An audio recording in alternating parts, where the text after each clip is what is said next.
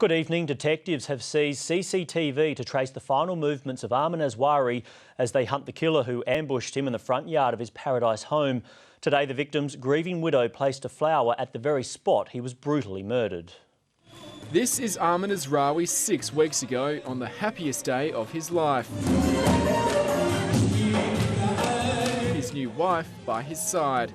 Early this morning, the grief-stricken widow returned home, placing a single lily where her husband was brutally killed.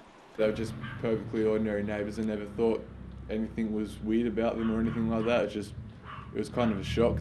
The victim's mother and sister now making a mercy dash from Lebanon where they were visiting family.